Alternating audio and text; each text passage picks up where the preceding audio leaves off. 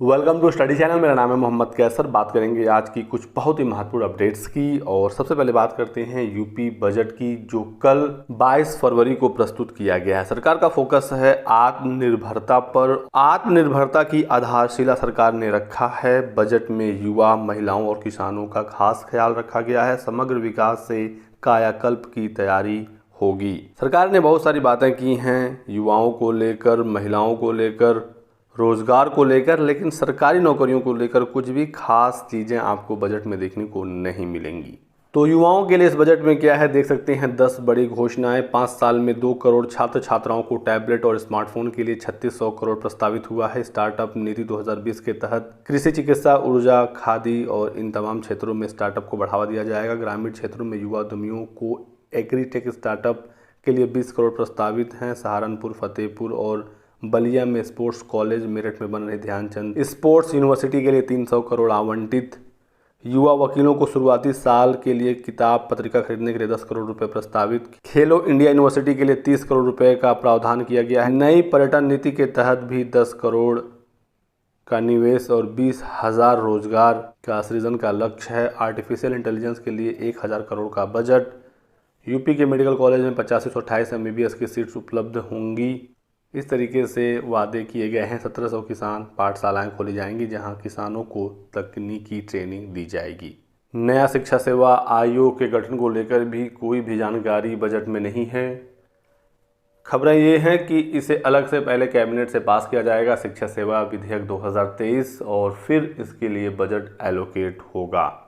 जल्द ही नया आयोग कैबिनेट से पास होने वाला है। और बजट में जो मुख्य मुद्दा रहा वो स्टार्टअप पर रहा। 4 विश्वविद्यालयों से युवाओं को तो किसानों को नलकूप की मुफ्त सिंचाई से साधा गया। इस बार के भी बजट में फ्री लैपटॉप और स्मार्टफोन देने की व्यवस्था की गई है। तो आने वाले समय में छात्रों को फ्री लैपटॉप और स्मार्टफोन भी दिया जाएगा।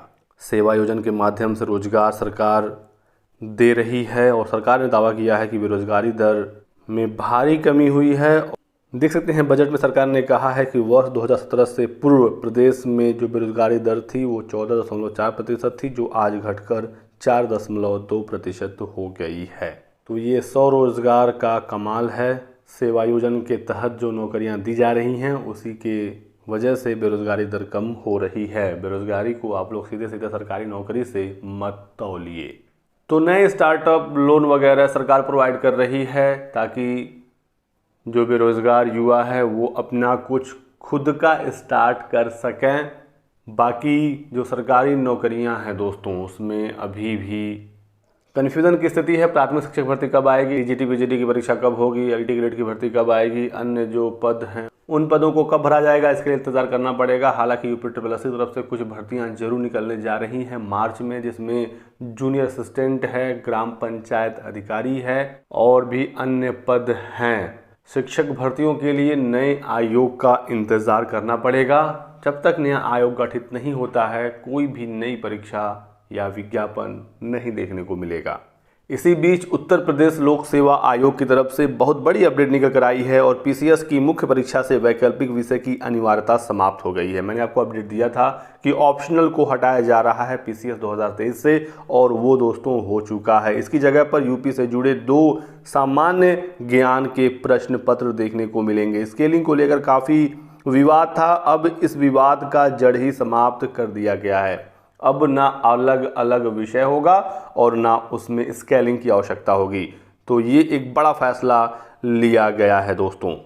देख सकते हैं पीसीएस की जो मुख्य परीक्षा होती थी उसमें 2 ऑप्शनल विषय होते थे, उसे हटा दिया गया है। अब यहाँ पर सभी के सभी सामान्य अध्ययन के पेपर होंगे। 6 पेपर हो गए अब सामान्य अध्ययन के, और हिंदी और निबंध 150-150 नंबरों का, जीएस 200-200 नंबरों का अब होगा। तो अब कोई भी इसमें वैकल्पिक विषय नहीं है, सबको बराबर कर दिया गया है। अब जो मेहनत करेगा, जो नंबर लाएगा वो सेलेक्ट होगा। पहले काफ़ी विवाद होता था, मानविकी वर्ग के छात्रों को कम नंबर मिल जाता था, मैथ साइंस में ज़्यादा नंबर मिलते थे, फिर स्केलिंग को लेकर विवाद होता था। तो ये अब समस्या समाप्त हो गई है। जल्द ही अब पीसीएस 2023 का विज्ञापन भी देखने को मिलेगा। कैबिनेट ने फैसला कर दिया है कि पीसीएस की मुख्य परीक्षा से वैकल्पिक विषय की अनिवार्यता को समाप्त किया जा रहा है। इसके जगह पर सामान्य ज्ञान के 2 प्रश्न पत्र अब देखने को मिलेंगे। तो आपको ये अपडेट कैसी लगी कमेंट करके हमें ज़रूर बताएं। केवीएस की तरफ से दोस्तों एक बहुत ही महत्वपूर्ण अपडेट निकल कर आई है। जिस तरह से मैंने आपको अपडेट दिया था, खबरें निकल कर आई थी कि केवीएस की टीजीटी की भर्ती में बड़ा भ्रष्टाचार हो रहा है, कंप्यूटर हैक हो रहे हैं और सर्वर बाईपास करके नकल कराया जा रहा था। तो केवीएस टीजीटी की परीक्षा रद्द हो गई है कुछ सेंटर्स पर जहां पर गड़बड़ियां पाई गई थी। केवीएस ने नोटिस जारी करके बता दिया है कि informatic computer education Pataliputra house number 21B13 Patna Bihar और दूसरा सेंटर है Satyam institute of engineering and technology Kotla Dum, ये अमृतसर पंजाब का सेंटर है। इन 2 परीक्षा केंद्रों पर टीजीटी मैथ्स का एग्ज़ाम जो 14 फरवरी को हुआ था, यह पुनः परीक्षा 1 मार्च को कराया जाएगा। तो 14 फरवरी की परीक्षा में शामिल जो छात्र हैं जो इन 2 सेंटर्स पर परीक्षा दिए थे, उन्हें दोबारा से अपना एडमिट कार्ड डाउनलोड कर लेना होगा और फिर से आपकी परीक्षा 1 मार्च को कराई जाएगी। इसके बाद अभ्यर्थियों को कोई और मौका नहीं मिलेगा दोस्तों। तो टीजीटी मैथ्स के एग्ज़ाम में जो विवाद हुआ था उसको सॉर्ट आउट करने की कोशिश कर रही है केवीएस। दैनिक भास्कर ने ये मुद्दा उठाया था। उन्होंने कहा था कि हमारे पास वीडियो भी है सॉल्वरों का जहां से ये बिल्कुल साबित हो जाता है कि एग्ज़ाम में नकल हो रहा है। तो इन 2 सेंटर्स की परीक्षाओं को रद्द कर दिया गया है।